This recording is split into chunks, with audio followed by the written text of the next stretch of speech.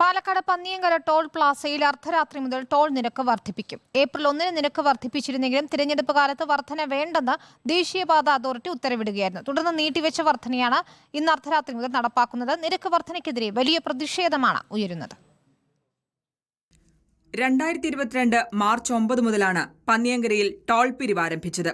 24 ദിവസം പിന്നിട്ടപ്പോൾ വീണ്ടും നിരക്ക് വർദ്ധിപ്പിച്ചു. 2023 ഏപ്രിലിൽ പിന്നെയും നിരക്ക് കൂട്ടി. ഇനി മുതൽ പന്നിയങ്കരയിൽ സ്കൂൾ വാഹനങ്ങളും ടോൾ നൽകണം. പ്രദേശവാസികൾക്ക് ഏർപ്പെടുത്തിയ സൗജന്യ യാത്രയും നിർത്തലാക്കാനാണ് തീരുമാനം. ദേശീയപാതയിലൂടെയുള്ള യാത്ര ദുസ്സഹമായ സാഹചര്യത്തിലും ടോൾ നിരക്ക് വർദ്ധിപ്പിക്കുന്നത് അംഗീകരിക്കില്ലെന്നാണ് നാട്ടുകാരുടെ തീരുമാനം. നിരക്ക് വർധനയ്ക്കെതിരെ പ്രതിഷേധം ശക്തമാക്കാനാണ് വിവിധ ജനകീയ കൂട്ടായ്മകളുടെയും സ്കൂൾ ബസ് അസോസിയേഷന്റെയും തീരുമാനം. ഇത് അപ്രതീക്ഷിതമായിട്ടാണ് ഇപ്പോൾ ടോൾ അധികാരികൾ വീണ്ടും ടോൾ ഈടാക്കണമെന്ന ആവശ്യം ഇന്ന് അർദ്ധരാത്രി മുതൽ നടപ്പാക്കുമെന്ന് പറഞ്ഞു. ഇതിനെതിരെയാണ് ഞങ്ങൾ പ്രതിഷേധവുമായി രംഗത്തെത്തിയിട്ടുള്ളത്.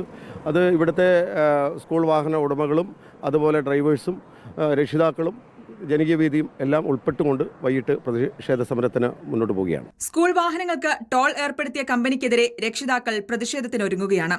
നാളെ ടോൾ പ്ലാസയ്ക്ക് മുൻപിൽ വിദ്യാർത്ഥികളുടെ നേതൃത്വത്തിലും പ്രതിഷേധമുണ്ട്. റിപ്പോർട്ടർ, പാലക്കാട്.